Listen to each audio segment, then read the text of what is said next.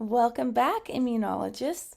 So, we are in the middle of talking about how our body protects ourselves from an infection. One of the things you've probably noticed that happens when you get sick is you develop a fever.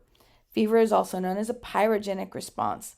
So, that word pyro, if you've heard of things like pyrotechnics or, people sometimes get called a pyro if they like to play with fire. The word pyro refers to that heat that fever is. So fever is just a high body temperature.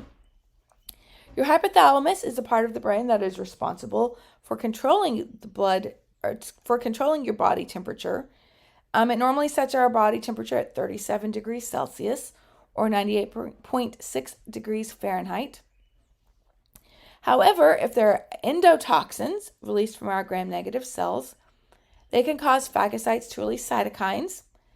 The cytokines they release are called pyrogens, and those pyrogens are going to travel to the hypothalamus, and the hypothalamus will release prostaglandins, and that'll reset the hypothalamus to a higher temperature.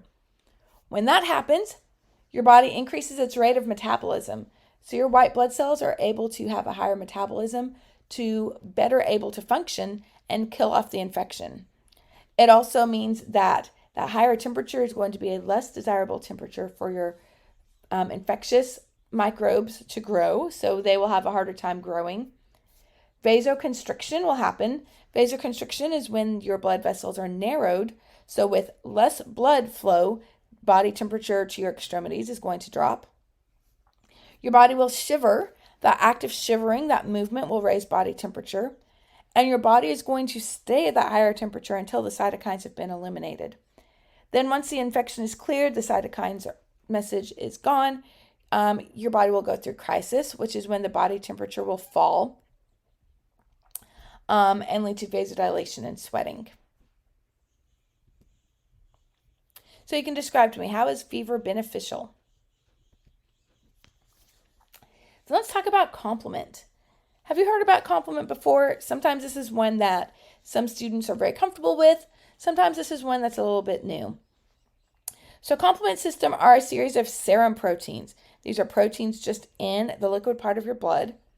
They're produced by the liver, and they help complement or enhance the immune system.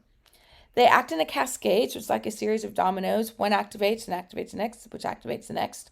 That cascade is called complement activation.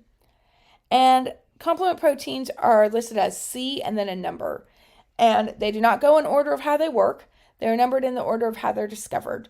So it doesn't quite make sense with how they work, but that's okay. Complement does 4 things. One is it complements or assists antibodies. So it is going to help antibodies in binding to infectious particles and getting them out of the body. Complement can perform what is called opsonization. That is a word to be comfortable with. Opsonization is when a microbe is coated with something. So if complement proteins are just surrounding all around the outside of that microbe, it is being opsonized. This helps promote adherence of the microbe to a phagocytic cell to help get rid of that microbe. Complement can form what's called a membrane attack complex, which is able to lyse cells. It creates holes in the membrane. I had a former student that referred to membrane attack complex as the donut of death because it could get on there, it formed a little donut shape, and just punched a hole right through it. So anything inside of that cell is now leaking out, and a cell can't function when it's lysed. And complement also attracts phagocytes. It attracts those cells that are going to help phagocytose and get rid of the infection.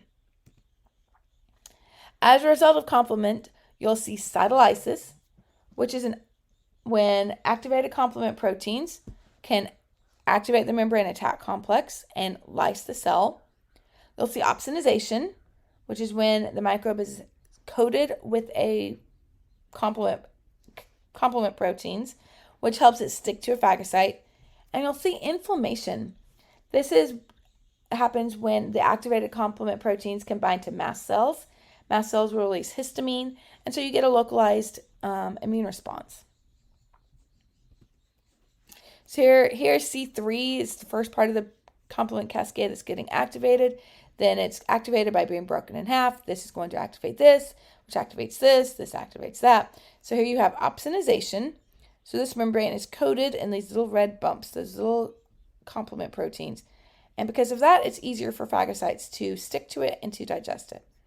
You have this membrane attack complex, or donut of death, which forms on here and just all of this stuff spews out. And you have activated mast cells releasing histamine and leading to a localized immune response.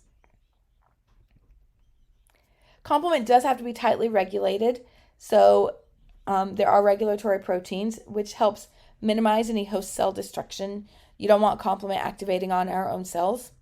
However, a lack of complement proteins will result in a susceptibility to infections. And capsules also are able to help avoid and evade the complement system. So now you can describe to me what is complement and what are the outcomes of complement activation. What are the outcomes of complement activation? Okay, I'll see you back for our next video when we talk about interferons. We'll probably finish up chapter 16 in the next one. Talk to you later. Let me know if you have any questions. Bye.